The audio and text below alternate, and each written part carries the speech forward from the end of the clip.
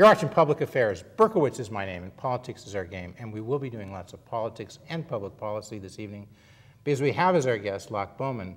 Look, we're taping this show on April 1, and it's no April Fool's joke because we've got the most interesting, the most relevant person at this time. We're hoping we can get this to you, this show to you very timely, posted online, because it was just a few days ago, on Friday, at 26th and Cal, they said 26th and California, the criminal courts. Right.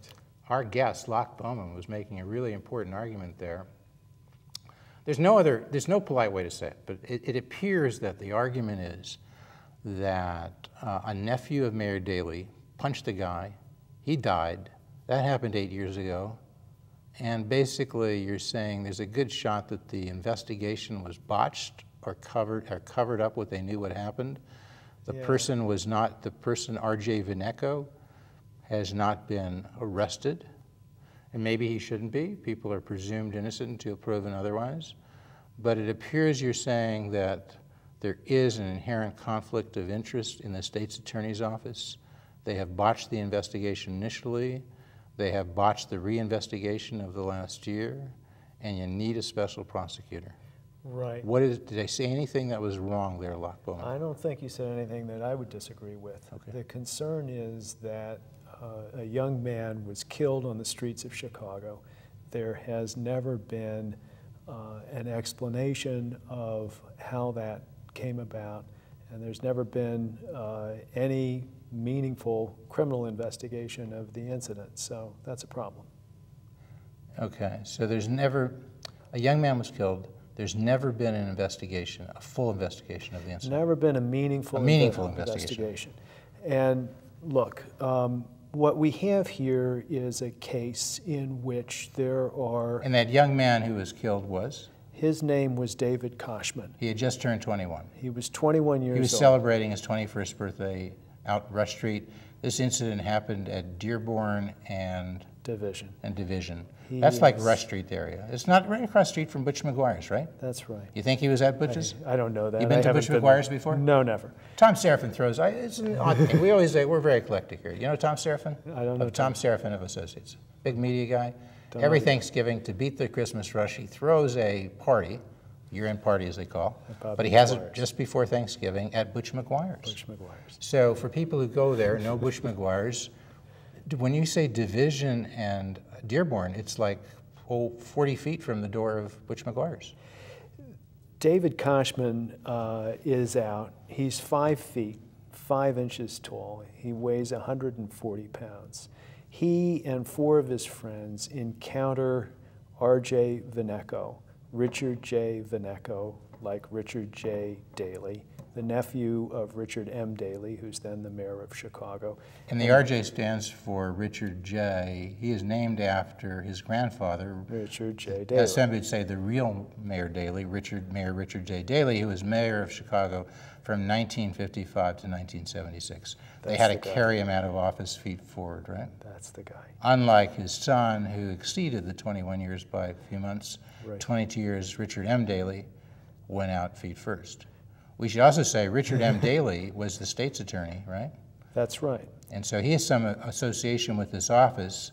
He was elected, Richard M. Daley was elected in 1989. He was state's attorney, as I recall, from, is it 83 to 89? Thereabouts. I think that's about right. And and Dick Devine, a little bit of background here. Dick Devine was Richard M. Daley's first assistant, I believe, when he was state's attorney. Mm-hmm. He got elected in his own right to the state's attorney's office. Now, was he the state's attorney when this incident happened in 2004? In 2004, he was the state's attorney. Because this incident happened on April 25th, 2004. 2004, right. So state's attorney Dick Devine, very close associate of Mayor Daley, first assistant to Mayor Daley, was the state's attorney. Right. So are you saying Devine had a reason to perhaps, you've talked about a political ally, Anita Alvarez being a political ally of Richard M. Daley. Wouldn't you say that state's attorney Dick Devine was a much closer political ally of Mayor Daley? I think probably on the surface it certainly looks that way. I mean, I know something about this. Not I'm not saying anything bad about Richard Devine, but he's been a guest several times on this show. Yeah. So I'm not saying I'm a great guy, but I know these folks. Right. I know politics. Yeah. You know law. I know politics, okay? So, so these kids are out. It's early in the morning on the 25th of April. They run into Richard J. Vaneco. Two guys are with RJ and a young woman. And there is an argument. It is an exchange of obscenities. They literally bump into each other. They literally, David Koshman bumps into one of the fellows in the Vaneco group. The Vaneco group has 3 other people? Has 3 other people. Koshman has 4 other people. You can see this, they're going different ways. They're walking down. Both of them may have been drinking a bit. Most definitely. The group may have been drinking a bit. Somebody rubs into each other, and you know, words are exchanged. Words are exchanged. More words are exchanged. No blows are exchanged except for this momentary bump. And suddenly, David Koshman is struck violently enough that he's propelled backward, probably unconscious as a result of the blow, because he strikes his head on the pavement. He's lifeless at that point to all appearances. He's taken to the hospital. 11 days later, he's dead. It would kind of have to be, now people said this might have, some people think it may have been a shove. Some people say it might have been a punch. It'd have to be a pretty damn hard shove for the guy to fall back on his head, hit the pavement. That's what we think happened, right? We think he fell back from something, hit his head on the pavement, and died basically from that injury, right? That's right. 11 days later. That's right. They pulled life support at that point, right? That's right. R.J. Vaneco is literally a former college football player. He's about 230 pounds. He's 6'2", 6'3". Kind of like Dick Butkus was, right? At the U of I, and the Chicago Bears. I don't have the stats on Dick. Middle linebacker. In those days, they weren't quite as big as they are now. Yeah. Vaneco could have been a middle linebacker at the University of Illinois. It's a guy who's 5'5". What was he? Koshman's 5'5". 140 pounds. He's not going to be playing linebacker anywhere. Maybe in his local junior high or something. I don't. And I don't mean this out of disrespect to Mr. Koshman, but he's like me. I'm not going to be playing linebacker anywhere. He's a foot shorter almost, and 100 pounds lighter than this guy who hit him.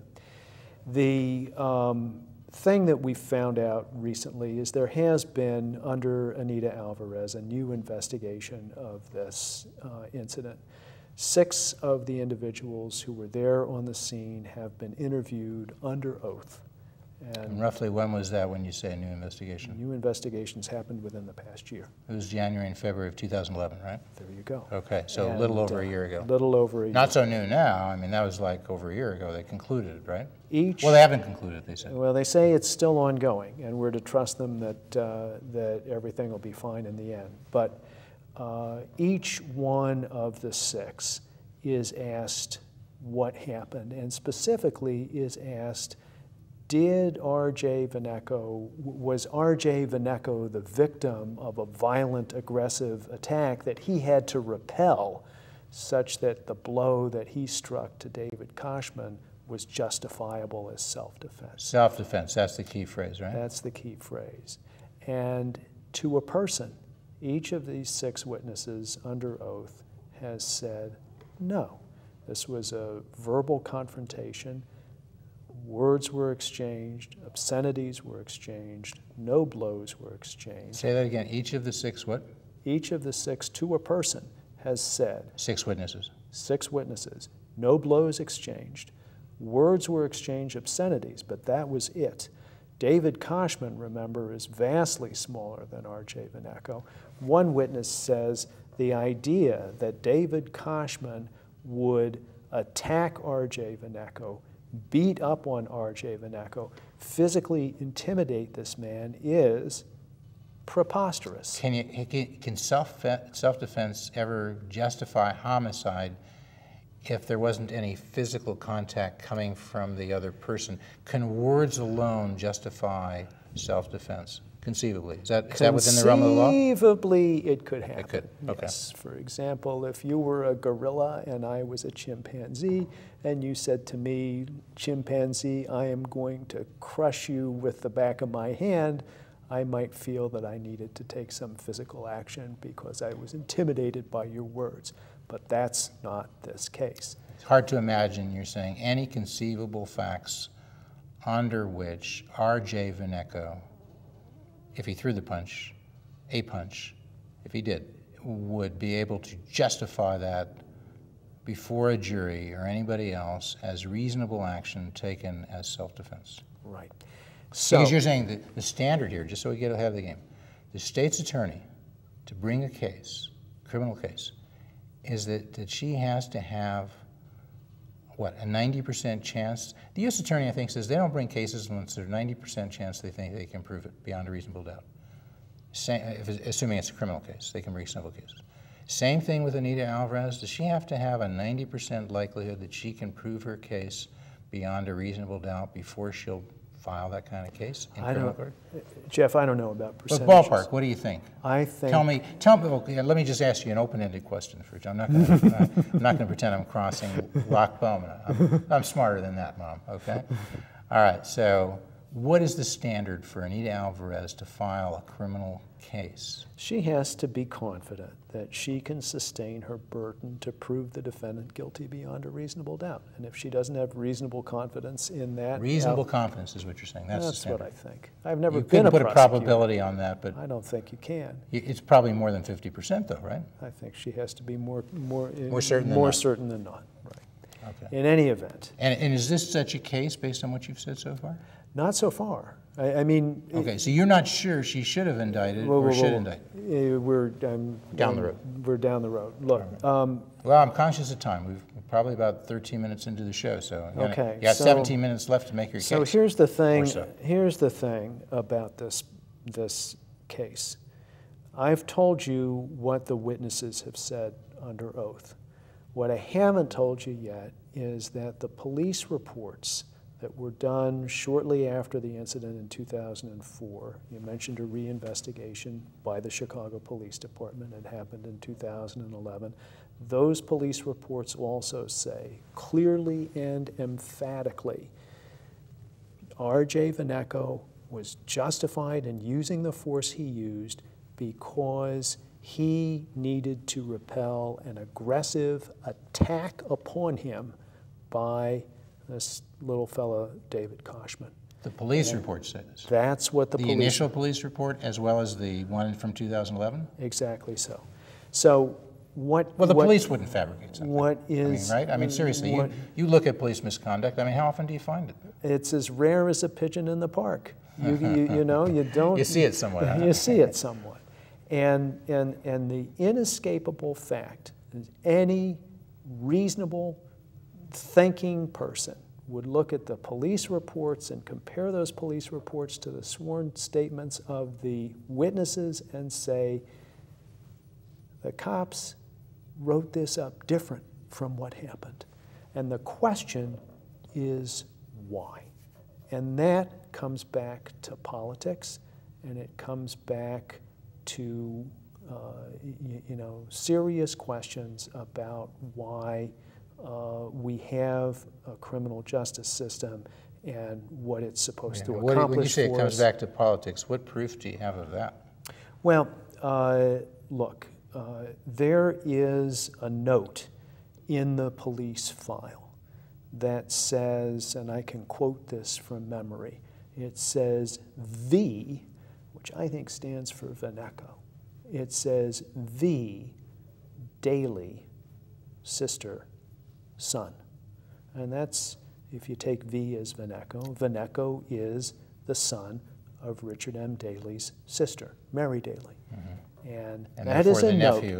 And therefore the nephew of the great man. And at that point, in April of 2004, that was still, I'm trying to remember now, Daley was still the mayor, right?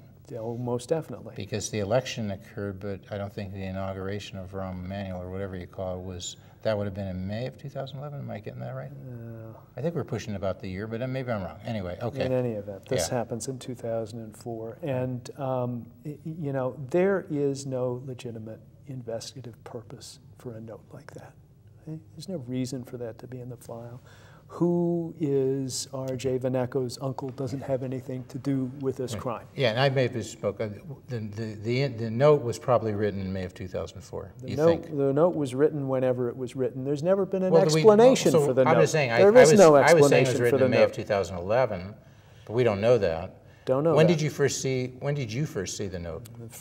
Well, it doesn't matter when I first saw the note. When the did first time anybody ever outside of the police department saw the note was when it was disclosed belatedly in response to a Freedom of Information Act request from the Chicago Sun-Times. And when was that, roughly? That was in 2011 at some point. Right, so it's possible somebody could have put it on in that reinvestigation, which may be the relevant, but that still would be when Mayor Daley was mayor. More likely it would be in 2004 when he was mayor surely. This is the theory that the state's attorney trotted out when we had our discussion in court last week. She says, or her lawyer says, well, we don't know what this note means. Maybe this note was just put in by way of explanation in 2011 to clarify for everyone. That would make it more benign than if it was put on in 2004. That would make it nice and benign. But we don't know that. We don't know that, and the question in my mind mind is, who would do that?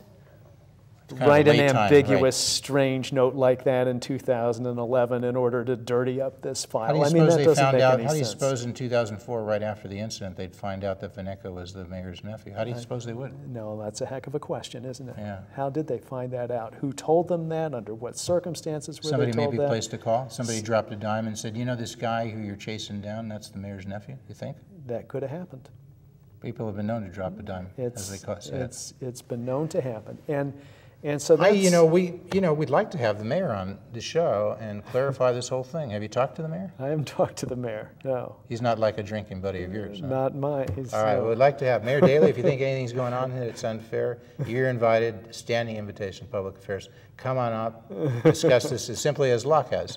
I mean, Locke knows it's not a walk on the beach to come on this show. You've been on here before. You get challenged a little bit, right? You do. Yes. Okay. Might even have a few challenges coming up in the, I'm ready. in the next 15 minutes. All right. So is that basically the case then? So that's basically the case, and and here's the point. I think this is the most important point in the case. You're not going to agree with this, I don't think. But what I think is important is that what State's Attorney Alvarez is saying at the moment is she's saying, look, there's been an investigation by the police in 2004, another one in 2011, and I'm doing a re-investigation now. And you can trust me. Anita Alvarez says she's doing a re-investigation. That's right. Which started in January of 2011. And it looks to you like it concluded in February, but others, she's saying it's ongoing. She says it's ongoing. You think it concluded and it's all over? What I don't like is that she says, trust me, this is we're going to take care of this, we're going to be objective, we're going to be unbiased, don't worry about it. When she has misrepresented what the witnesses have to say about how this incident went down. She's misrepresented. You mean her office has when you said she has? Well, her lawyers have on her behalf. Okay. And, she has made it very clear through her court filings filed on her behalf, that she stands by the police reports, that their veracity is above question. She's made that clear almost in so many words. She's made very clear that she is not interested in pursuing the police officers or the state's attorneys who may be involved in drafting fraudulent police reports.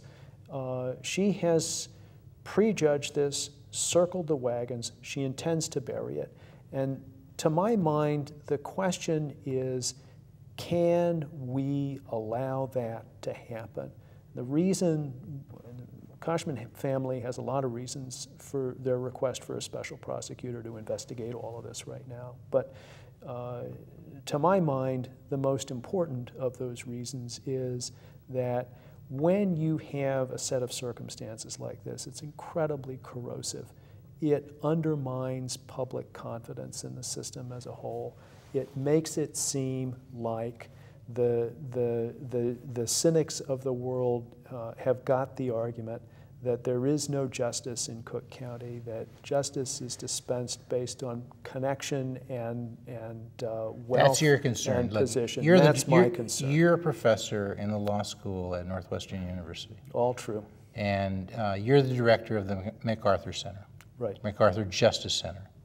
You guys are about doing justice. We try to be. So you're looking, and you spend a lot of time on criminal justice reform issues, criminal justice administration. So if there's an innocence issue that's not getting taken care of, if you think capital punishment is not being enforced properly when we had capital punishment, now it's been repealed in Illinois. But you spend a lot of time on that. You spend time looking at what you call police misconduct, right? That's right. This is your specialty. It doesn't mean you're always right, but this is something, you're not a dilettant about this. Yes. You're headed This is your somewhere. life's passion. You got me. Okay. I mean, you went to Harvard as an undergrad. You went to University of Chicago Law School. Right. Liberal, conservative, left, right, University of Chicago, right? Yeah. Not saying Chicago Law School's right, but they've been known to have a few conservatives there. Yeah.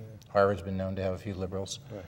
But, so you come out of this with this. But, State's Attorney Alvarez, she says, you got this wrong. She says, look, she's talked to the State Attorney's Office has talked to these folks, and all, like the lineups, she says, there were lots of opportunities for these folks to pick Beneco out of the lineup. She said they generally didn't. Yeah. Maybe she says not generally, they didn't know. What's your answer to that one? That's a heck of a story, You got to keep it short because we've got a few things to challenge you on, and we want to be. Look, we'd like to have had Anita Alvarez here. We've tried in the past, haven't been able to do it. She did come once when she was running for State's Attorney, not since. So we're going to do our best shot to take the things she would be asking here, like these lineups. Why, if it's so clear that Beneco was the guy, how did I think all of the witnesses didn't pick Beneco out? This isn't a whodunit. The lineups were done on the 20th of May, almost a month after the incident. A bunch of people see each other for the first time on the streets in the dark for a few chaotic moments. They can't recognize the fella. It was a month after the incident. A month after the incident. But here's what you got to understand. This is not a whodunit. There are 3 people in the group, one of whom clocked David Koshman, all right? Your word for punched. My word for punched. And one of them is, and there's a woman. And it's your assertion. It's not her.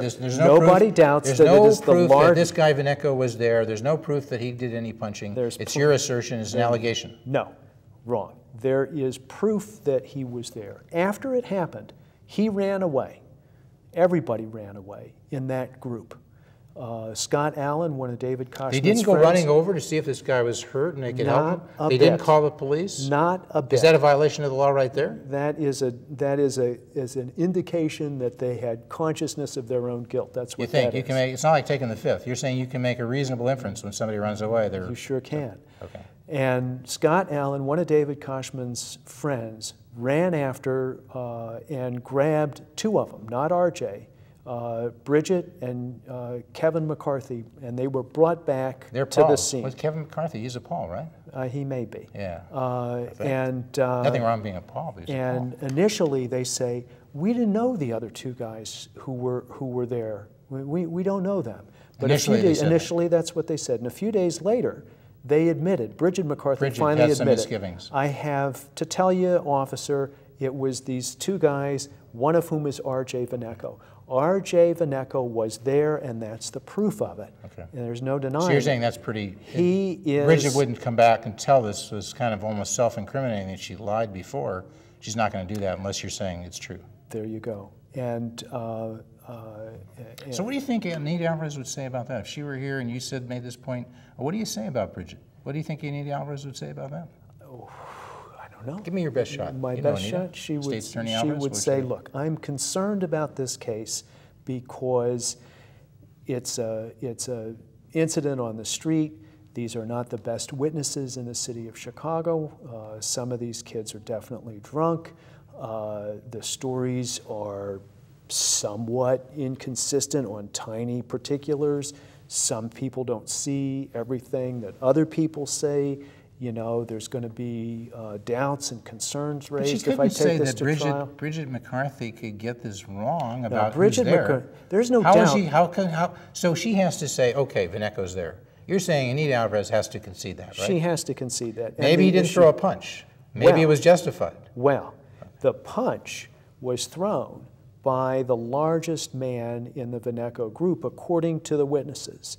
And R.J. Veneco is clearly the largest. Clearly? Man. Who's the next largest? Maybe she got it wrong. No, Who would be the next largest? The next largest in the group would be, it would be Craig Denham. And How big is he? He's not 6 feet tall, and he's under 200 pounds. So you're saying that if they say the largest, couldn't have been Craig? Couldn't have been Craig. Okay. And that's enough, you think, you could get somebody convicted beyond a reasonable doubt that the guy throwing the punch was this guy Veneco? Somebody punched this kid, and it wasn't a stranger who showed up and disappeared. It was one of the crowd that Veneco was with. Veneco was in that crowd. Then she says, you know, you're always talking about the Sun-Times and these statements, and these people have recanted, and they've changed, and there's no clear identification that this guy was even the aggressor. Well, okay. I'm going to go back where I started. That Veneco was even, you've heard her say that. You've heard her attorneys. They said that in their brief, in their responsive brief. Yeah. And then you hit a reply brief. And what was that? You took exception with that in the reply brief? And you know what? The police reports say that too. And really, that's the problem here, is you have this massive disconnect between the official version we only got a few minutes left, so keep it short, and what the witnesses are saying under oath. You're saying you got witnesses under oath saying that Veneco was the aggressor? Yes. Are they saying it uniformly? Is there anybody under oath saying that Veneco was not the aggressor? No. So it's not the Sun-Times you're relying on? No. You're relying on witnesses? Yes. The police reports say this? From her investigation. Her investigation? Yes. So what would Anita Alvarez say about that? Give me your best shot. I don't know. You don't know? I don't have a shot for her. If somebody were paying you, give us, you're representing Anita Alvarez, what would you say? Somebody's paying you. Say, if I was representing Anita Alvarez, you know what I would say? I would say, you need to have a special prosecutor look at all of this. I'm going to disqualify myself because I think that the public interest would be served that way. That's what I would say. That's the best thing she can do advice. Now. Maybe she screwed up before. Save her butt. Do the right thing now. Yes. Okay, that's what you're saying. Because, you know, folks, just to put the procedural posture on this, as the lawyers would say, we're taping this on April 1. On April 6, Good Friday, there's a ruling scheduled by Judge Michael Tuman, right? Right. He has been appointed by Biebel. He's been appointed by Biebel to look into this. He's looked into this. It's been briefed over the last 3 months on the hearing that was on, what was Friday? Friday was the... March 30th? Actually, Jeff, it was Thursday. It was the 29th of March. March 29th, sorry, folks. March 29th, Thursday, so there was the hearing at 26th and Cal.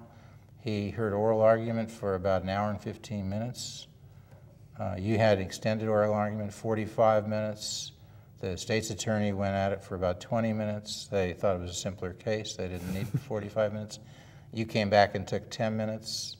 And the judge says he's ruling on Good Friday, April 6th, 2 o'clock. Room 606, 26 there, Cal. Be there or be square, as they used to say. No Levi's or Caprice, please. I don't know if they meant allowed Levi's or Caprice. So you're expecting a ruling then? Yes. And he's going to decide, do you get a special prosecutor? Right. And you're saying Dan Webb would be a good choice. You've told me that after, right?